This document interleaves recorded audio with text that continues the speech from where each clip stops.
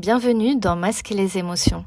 Avant de commencer, je vous invite à vous abonner à la chaîne et à activer la cloche pour recevoir les prochaines vidéos.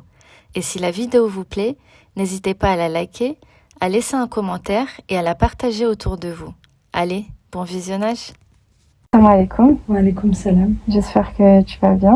Alhamdulillah, barakallahu fik. Merci d'être présente aujourd'hui dans Masquer les émotions. Perdre ta maman dans des circonstances aussi tragiques est une épreuve que peu de gens peuvent imaginer. Ton histoire est un témoignage puissant de douleur, mais aussi de patience face à l'injustice. Pour commencer, est-ce que tu peux nous parler un petit peu de ta maman, Allah yarhamaha? Oui, alors ma mère, c'était, rahmatullah alayha, une jeune maman. Elle était mère de 6 enfants, elle avait déjà des petits-enfants.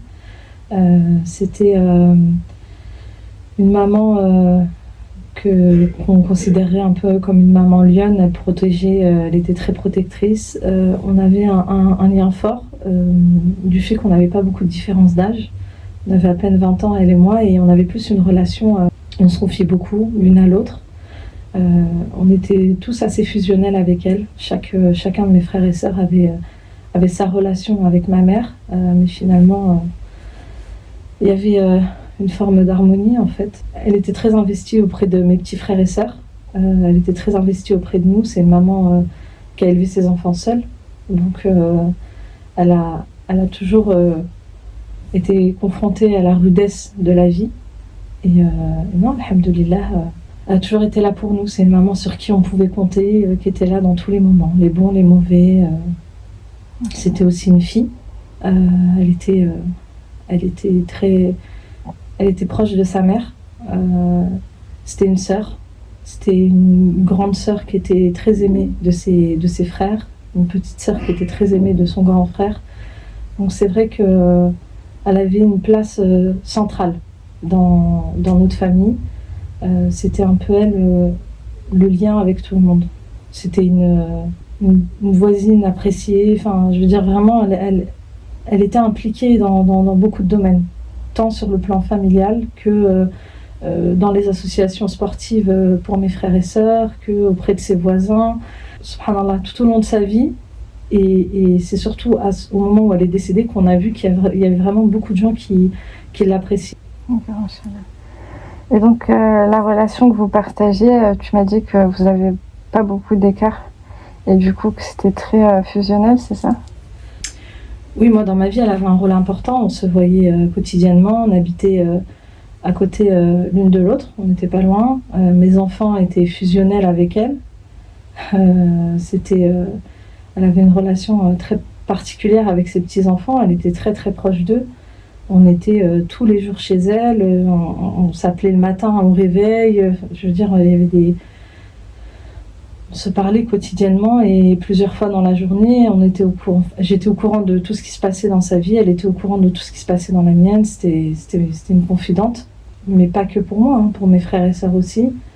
On avait tous un peu nos rituels avec elle, mais c'était vraiment quotidien. On était tout le temps ensemble.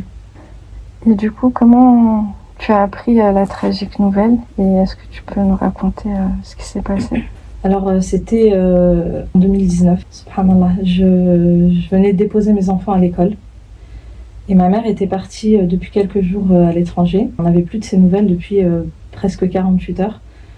Donc on était un peu inquiets, mais sans plus parce que là où elle était, il n'y avait pas de raison qu'il se passe quelque chose. Et donc on reçoit un appel du commissariat donc, de l'étranger. Je reçois cet appel et j'ai un commissaire apparemment au bout du fil qui m'annonce que ils ont retrouvé ma mère morte dans un appartement, donc l'appartement qu'elle louait pour son séjour, et que donc il faut qu'on vienne rapidement pour authentifier le corps. Et il nous explique qu'ils ont arrêté quelqu'un. Qu'il ne s'agit pas d'une mort tout de suite, il nous dit ça, il me dit que c'est pas quelque chose de naturel, mais qu'il faut qu'on vienne très rapidement parce que c'est assez grave. Alors moi j'étais enceinte de 8 mois à l'époque, donc j'ai pas pu faire le voyage Du coup, c'est mes frères et sœurs qui se sont déplacés, mes oncles, ma grand-mère. Donc ils y sont allés, ils ont authentifié le corps. Ensuite, le périple a commencé.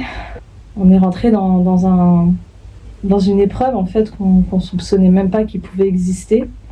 Et Allah Azza wa Jal a voulu nous éprouver de cette manière-là et on le remercie pour ça. Et la suite des événements a été un peu plus compliquée parce que ce que je dis souvent, c'est que quand on perd un parent de manière naturelle, d'une longue maladie par exemple, c'est la fin de quelque chose. Un parent qui était malade, qui décède, ou une personne qui décède des suites d'une longue maladie, c'est la fin de sa maladie, c'est la fin de ses souffrances, c'est la fin d'une difficulté.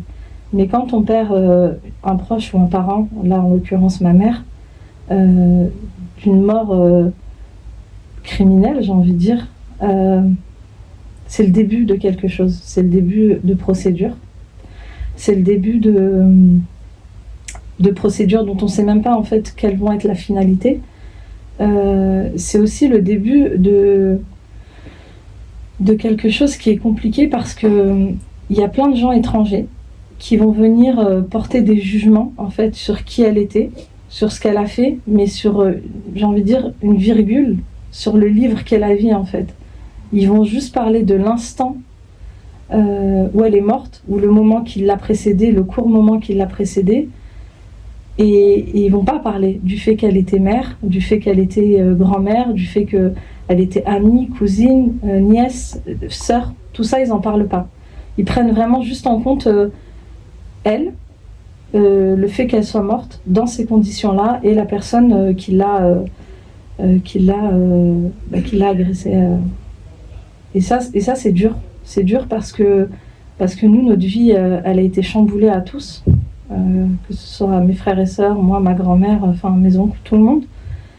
Et on nous écoute pas, on nous entend pas, et on regarde, on est spectateur finalement d'une situation qui est pas forcément juste, dans le sens où c'est vraiment des étrangers qui viennent et qui parlent d'elle. Alors que nous, on a vécu avec elle des années, on a vécu des moments difficiles, des moments de bonheur, des moments... Enfin, on a tout vécu ensemble. On émane d'elle, en tout cas ses enfants, on est ses enfants, on émane d'elle, et on nous a jamais donné la possibilité de parler d'elle. Et en fait, ça a été très compliqué.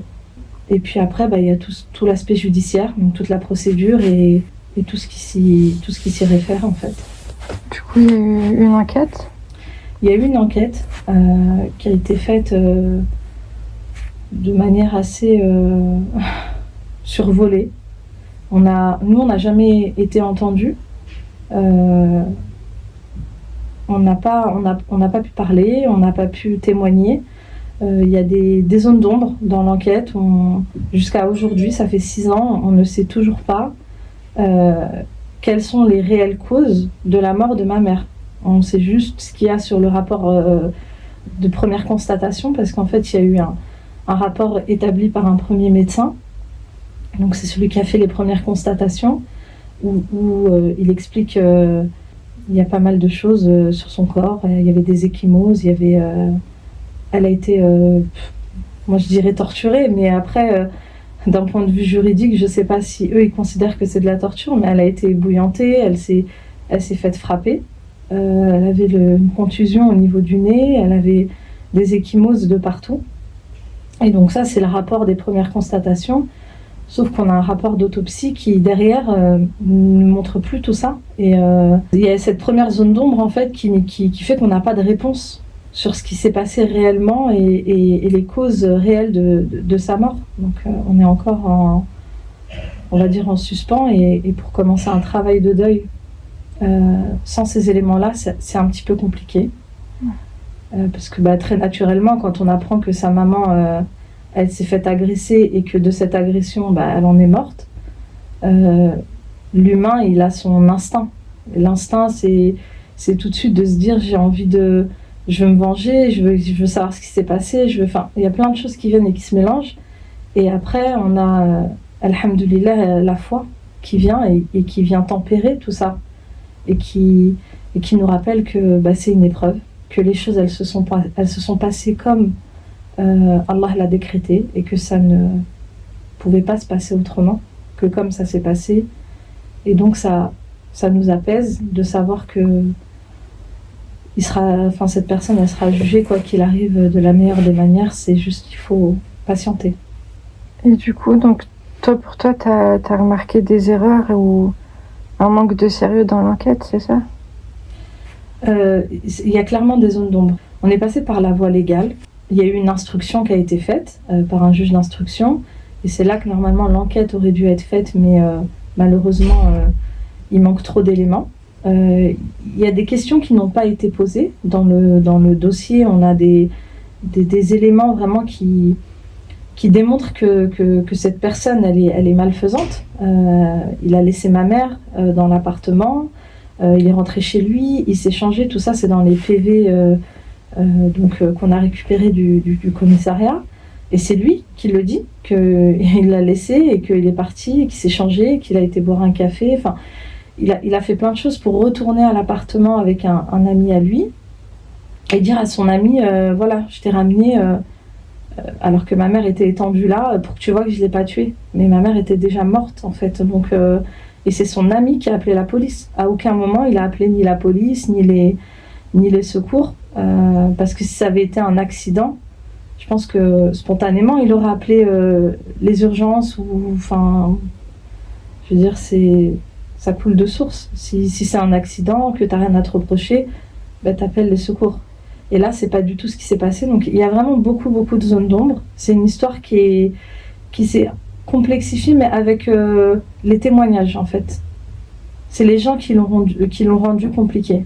Ma mère est allée à l'étranger et cette personne, il l'a alpaguée. On a vu des mouvements même au niveau de son compte bancaire. Enfin, elle faisait des gros retraits. Tout ça, ça n'a pas été mis dans le dossier. Elle avait une certaine somme d'argent sur son compte et 2 mois après, elle était à découvert, alors qu'on parle de 40 000 € quand même. Donc il y a vraiment pas mal de choses qui ne vont pas.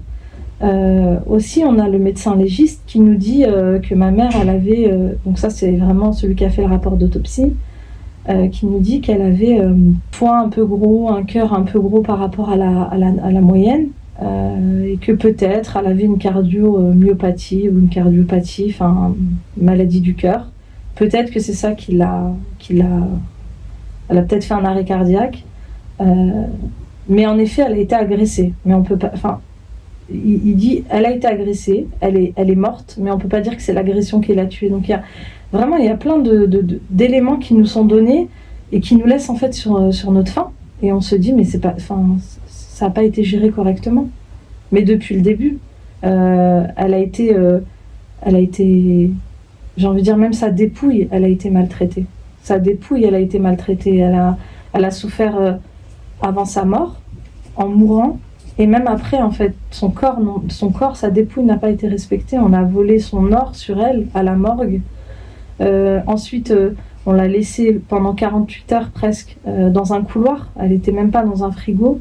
Donc son corps, il a commencé à se décomposer avant même qu'on puisse la laver et l'enterrer. L'autopsie, elle a été bâclée, elle a duré 10 minutes. Je ne m'y connais pas trop en expertise à ce niveau-là, mais je me doute bien que ça ne dure pas 10 minutes, une autopsie, encore moins quand c'est dans un cadre criminel. Donc il y a vraiment beaucoup trop de zones d'ombre qui font que nous, aujourd'hui, on est vraiment... on a du mal à penser au décès de ma mère de manière sereine. On a vraiment du mal.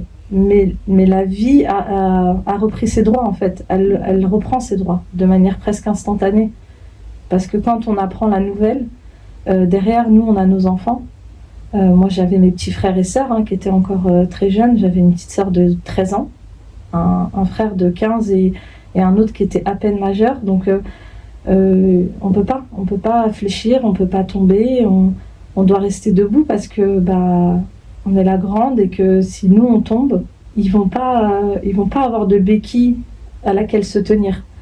Et donc il y a ce sens-là aussi des responsabilités qui qui te permet pas de faire ton travail de deuil, qui te permet pas de pleurer autant que tu veux, qui te permet pas de repenser ou de ressasser. Et il faut avancer, il faut y aller parce que tu peux pas les laisser tomber en fait. Comment tu te sens depuis ce drame? Alors moi, je suis passée par plusieurs phases. D'ailleurs, subhanallah, il y a un point qui est important, c'est que quand j'ai perdu ma mère, j'ai eu des réflexions. J'ai eu des réflexions. On m'a dit que j'étais trop froide, trop dure, parce que j'étais pas complètement anéantie. Enfin, en tout cas, je ne me montrais pas.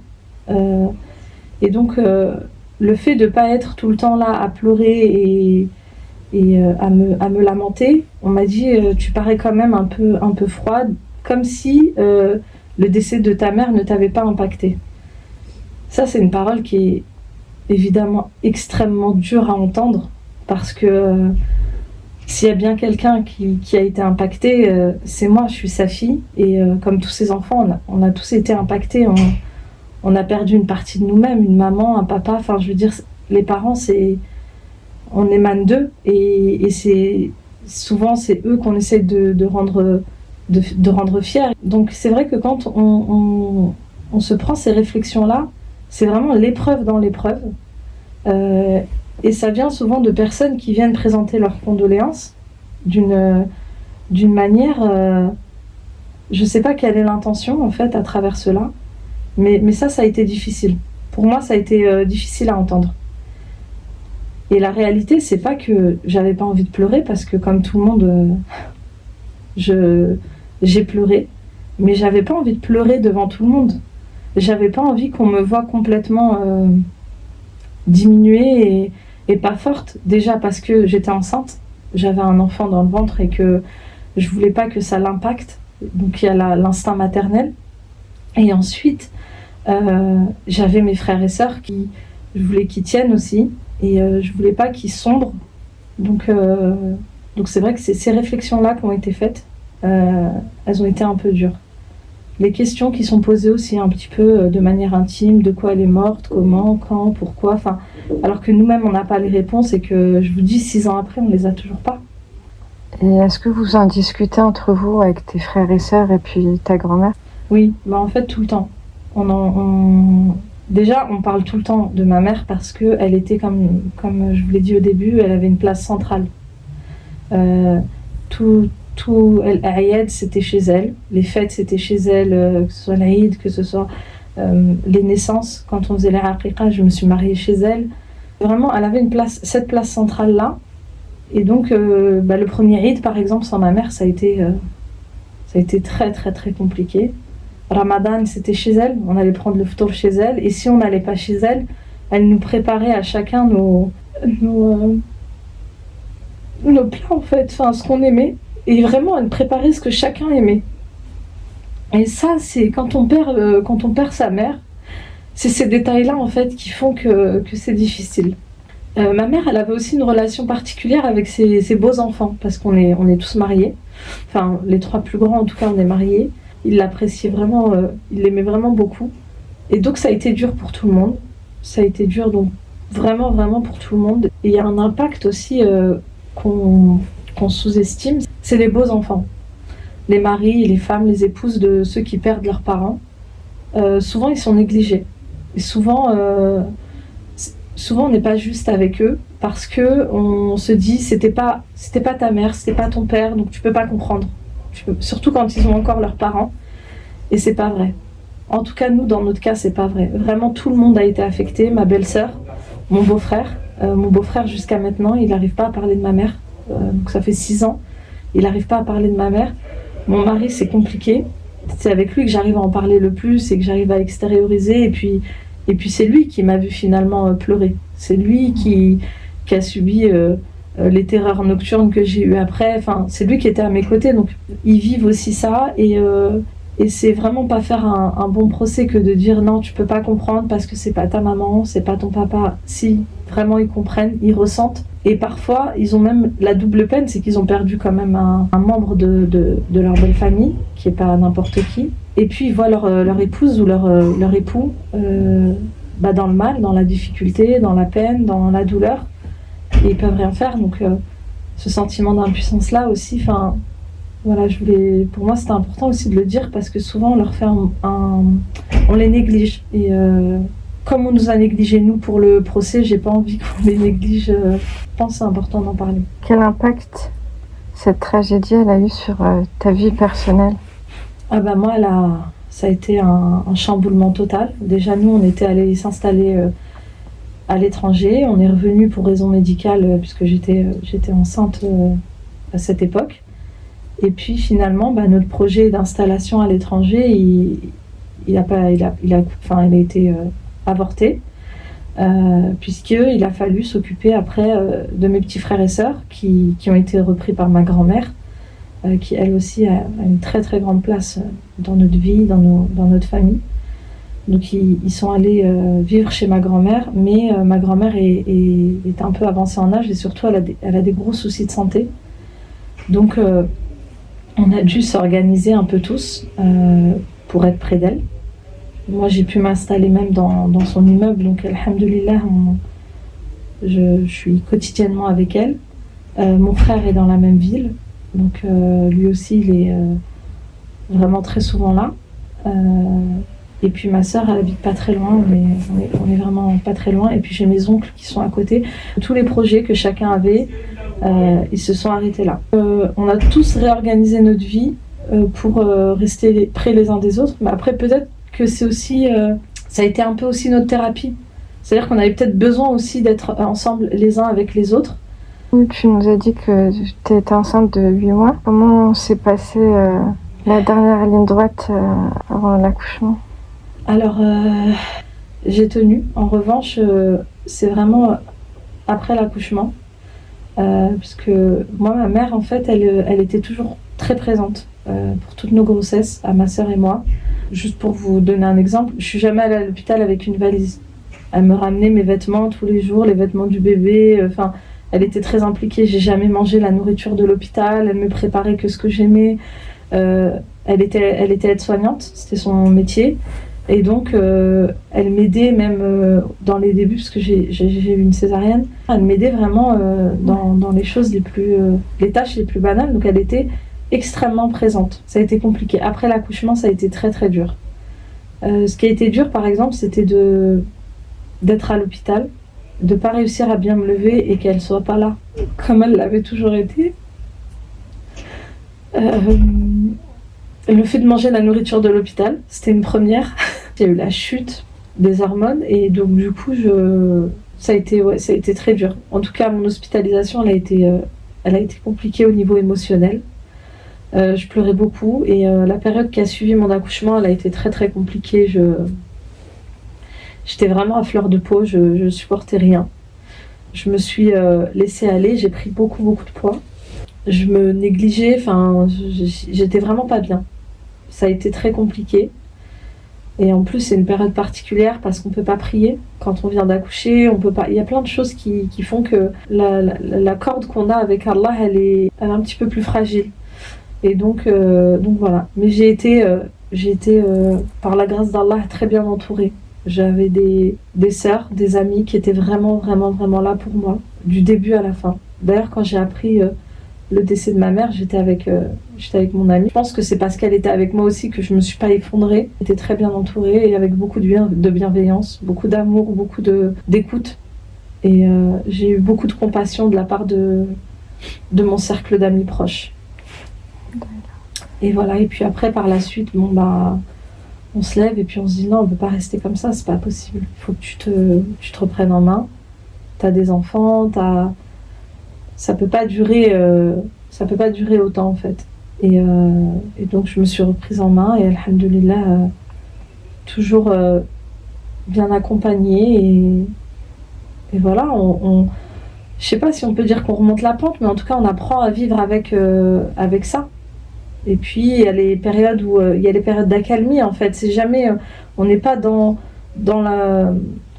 l'affaire tout le temps. Donc il y a vraiment des périodes d'accalmie où la vie elle reprend ses droits et puis on reprend le quotidien et les semaines passent, les mois passent. Et puis après il y a ces rendez-vous. Donc soit c'est des procès, soit c'est des éléments nouveaux, soit Et c'est ces éléments-là qui nous replongent en fait, et là on repart encore pour quelques semaines de difficultés parce qu'on se rappelle qu'en effet, ta mère, elle a été agressée et que quelqu'un s'est permis de lever la main sur elle au point de lui ôter la vie. Donc là, ça devient... Voilà, c'est ces périodes-là qui sont compliquées, mais on fait avec. Donc, tu disais, alhamdoulilah, tu étais bien entourée. Est-ce qu'il y a d'autres choses que tu as fait pour tenter d'apaiser cette douleur? Il n'y a pas de... En fait, il n'y a pas de recette miracle. La première chose, déjà, c'est l'acceptation. Il faut accepter le qadar. Quand on dit que ça fait partie de la foi, là, c'est concret. Quand tu perds quelqu'un, là, c'est concret. C'est vraiment l'acceptation du qadar. On accepte ce qu'Allah il a décrété. Il y a un sujet sur lequel personne ne diverge, c'est la mort. Qu'on soit musulman, qu'on soit pas musulman, qu'on soit croyant ou pas, personne ne diverge sur la mort. Donc, déjà, c'est important d'accepter.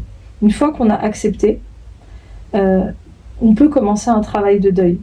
Malgré les épreuves, malgré ce qui nous attend, malgré les difficultés, on peut commencer ce qu'on va appeler un travail de deuil et redonner le droit un peu à la vie, en fait.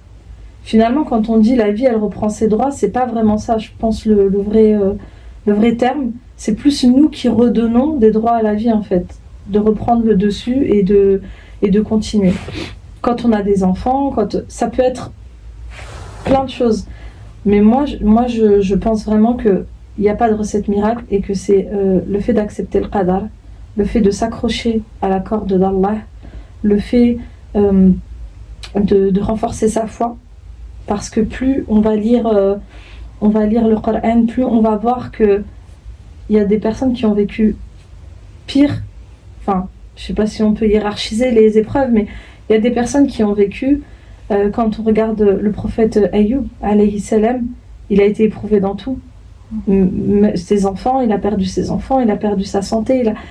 Et donc, quand on a ces exemples-là, ces nobles exemples, on se sent faible et c'est là qu'on a envie de se renforcer et de se dire j'ai envie de leur ressembler et donc on s'accroche et ça fait du bien parce que c'est ce qui nous permet de nous lever et d'avancer. C'est le message que j'essaye de transmettre à mes frères et sœurs aussi, c'est de leur dire ne vous inquiétez pas, aucun acte ne sera impuni, même si sur cette terre on n'a pas gain de cause, c'est pas grave parce que pour nous c'est une épreuve.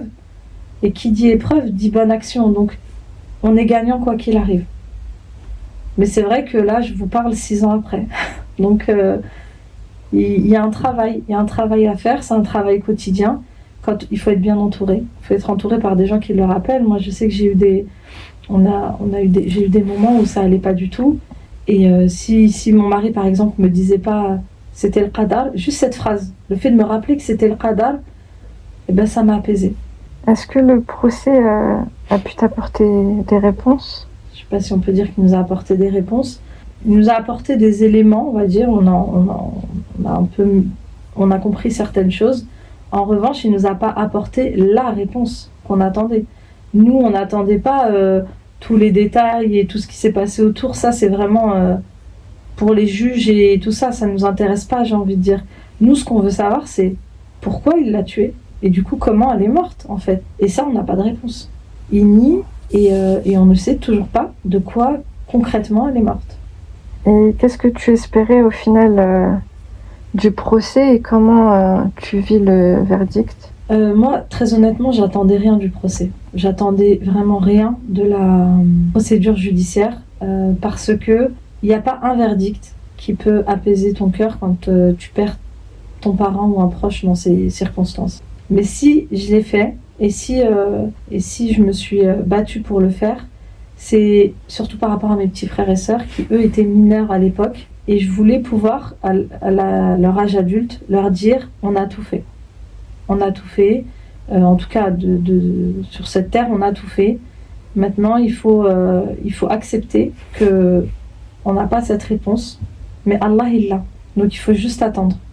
Voilà, il faut juste patienter. Nous, on l'a pas, mais Allah subhanahu wa ta'ala, il l'a. Donc on attend. Mais je voulais avoir cet argument de pouvoir leur dire, on a fait les démarches, on a tout fait, on a fait la première instance, on a été en appel, on a été jusqu'à la Cour de cassation, qui a cassé la décision de la Cour d'appel, on est retourné en appel. Donc je veux dire, on a été dans toutes les juridictions, on a été jusqu'aux plus hautes juridictions, et aujourd'hui je sais que je peux les regarder et leur dire, on a fait ce qu'il fallait, nous les grands, on a essayé de vous apporter les réponses, mais aujourd'hui, Allah Azza wa Jal, il n'a pas voulu qu'on les ait maintenant. Et forcément, il y a un bien. Même si c'est un peu dur à comprendre, mais il y a forcément un bien. Donc, on patiente. On attend. Donc, après tout ce que vous avez traversé, la justice n'a pas été rendue à ta maman. Je pense sur cette terre, il n'y a pas de justice de rendue. Elle n'est jamais rendue, la justice. Si on pose la question à des parents qui ont eu un enfant qui s'est fait tuer ou qui s'est fait agresser, il n'y a pas une peine qui va apaiser le cœur. Ce qu'on appelle la justice, c'est un semblant de justice, c'est un faisceau, c'est juste pour apaiser, pour dire il a eu une punition. Mais est-ce qu'on peut parler de punition quand il s'agit d'ôter la vie de quelqu'un ? Je pense pas. Je pense que vraiment, en tout cas moi je parle à titre personnel, de la justice elle a clairement pas été rendue, mais on n'attendait même pas qu'elle soit rendue, puisqu'on savait qu'aucune justice, il n'y a pas une peine qui nous aurait apaisé. Je vais aller loin, mais même s'il avait été, admettons, condamné à mort, ça ramène pas ma mère, en fait. Il nous a enlevé notre maman. Peut-être que ça nous aurait apaisé, parce que le pays où c'était, il y a la peine de mort. Peut-être qu'on serait dit, bon quand même, la vie de quelqu'un, elle vaut la vie de quelqu'un. D'accord. Mais là non. La procédure a montré que oui, on sait pas, on veut pas trop dire. Bon, bah, alhamdoulilah. Vous voulez pas dire, Allah Azza wa Jal, il sait exactement ce qui s'est passé. Et moi, c'est ce qui me donne la force d'avancer tous les jours. De me dire que mon Seigneur, il sait exactement ce qui s'est passé. À un moment donné, c'est soit ça devient presque passionnel, et on passe notre vie à ça. Les procès, les avocats, et on essaye de trouver d'autres procédures, et puis après on va tomber dans des choses qui sont sombres aussi, qui sont pas forcément légales, et donc non, moi j'ai pas envie. J'ai envie de me dire que c'est l'épreuve qu'Allah il a voulu pour nous, et que s'il nous l'a envoyée, c'est qu'on peut la surmonter. Donc on va la surmonter, et on la surmonte, alhamdulillah. Et si on a besoin d'être les uns avec les autres pour la surmonter, ben, on la surmontera les uns avec les autres. Mais je ne vais pas passer à côté de ma vie alors que c'était le décret d'Allah. Je veux pas infliger ça ni à mes enfants, ni à mon mari, ni à mes frères et sœurs. Voilà, il faut qu'on continue à avancer. Et de toute façon, ma mère, elle était comme ça. Elle nous a inculqué des valeurs, donc c'est à nous de les appliquer, ces valeurs-là. Comment vas-tu continuer à te battre pour ta maman ? Est-ce que tu comptes faire d'autres choses ? Déjà, moi, je fais des du'a, beaucoup de du'a pour que Allah il rétablisse la vérité sur cette terre et dans l'au-delà. Ça, c'est vraiment quelque chose que j'aimerais pour que mes frères et sœurs puissent patienter. J'aimerais vraiment que, Inch'Allah, qu'ils puissent avoir un élément qui leur donne matière à patienter. Parce que de toute façon, si on ne patiente pas, on ne peut pas tenir. Après, nous, au niveau des procédures judiciaires, je pense qu'on a été au bout. D'un point de vue juridique, je ne vois pas ce qu'on peut faire de plus. Donc c'est vrai que maintenant, on se dit, on a fait tout ce qu'il fallait au niveau mondain, et il ne nous reste plus que des du'a à faire pour que les choses elles se passent pour le mieux, en fait, et qu'on arrive à avancer malgré cette grande épreuve.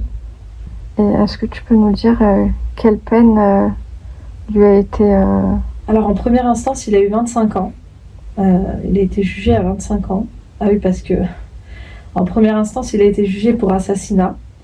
Donc 25 ans de prison et l'équivalent de 20 000 euros de dommages et intérêts. En seconde instance, ils ont changé le chef d'inculpation. Et ils sont passés d'assassinat à agression ayant entraîné la mort sans volonté de la donner. Donc ça aussi, c'est une des autres zones d'ombre du dossier. Et donc, ils sont passés à 10 ans. Et quand nous sommes allés en cassation, la décision elle a été cassée, bien sûr. Ils ont retoqué la décision de la cour d'appel en disant qu'on ne change pas un chef d'inculpation sans procès. Enfin, ça ne se fait pas comme ça, il y a une procédure. Et puis surtout, il manquait d'autres chefs d'inculpation. Et donc on retourne en appel et là ils ont mal pris le fait qu'on soit allé en cassation parce que la cassation elle est dans la capitale et moi ma maman où elle est décédée c'est une plus petite région et donc sans doute pour nous sanctionner ou pour dire on fait ce qu'on veut, ils ont réduit sa peine. Ils m'ont fait une remise de peine et du coup il a pris 6 ans. Donc au moment où je vous parle, il est libérable. Qu'est-ce que tu ressens au fait qu'il est libérable? Il est libérable, j'ai envie de dire d'un point de vue physique, mais auprès d'Allah, il ne sera jamais libre. Il va avancer avec ça. Et on viendra récupérer notre haqq, en tout cas, Yom al-Qiyamah, ça c'est certain. On le fera. Comment le fait de perdre ta maman dans des circonstances aussi difficiles, ça a affecté ton processus de deuil? Moi, ça a été par fragments, parce qu'entre-temps, il fallait gérer une procédure judiciaire, il fallait gérer un accouchement, il fallait gérer les enfants, il fallait gérer les petits frères et sœurs. Donc c'est vrai que ça ne s'est pas fait de manière continue. Et ça, c'est un petit peu compliqué parce que du coup, ça s'étend sur le temps. Et c'est vrai que quand il y a une procédure qui vient s'ajouter derrière, ça rallonge. Ça rallonge vraiment parce qu'on replonge dans cette histoire, en fait. Et quelles sont les choses que tu as apprises à travers ton parcours et que tu aimerais transmettre à ceux qui vivent la même situation? Ce que j'ai appris, c'est que Allah Azza wa Jal, il éprouve qui il veut, de la manière qu'il veut.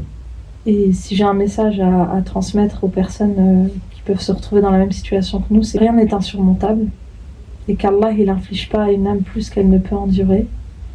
Et donc, il faut juste trouver la force de pouvoir continuer à avancer. On ne se remet pas du décès d'un décès aussi tragique, en tout cas, mais on redonne les droits à la vie et on peut y arriver et avoir une vie apaisée. Donc, il ne faut pas désespérer. Je te remercie d'avoir partagé ton histoire avec nous. Ta force face à cette tragédie est admirable. Je te souhaite beaucoup de courage, ainsi qu'à tes frères et sœurs et toute ta famille, et que justice soit faite pour ta maman, que ce soit ici-bas ou dans l'au-delà. On demande à Allah d'accorder le plus haut degré du paradis à ta maman, lui accorder le rang de martyr, lui faire miséricorde et de vous rassembler tous ensemble au Firdaus. Amin. On fait qui et qu'Allah fasse miséricorde à tous nos défunts et qu'il apaise les cœurs de chacun, Inch'Allah.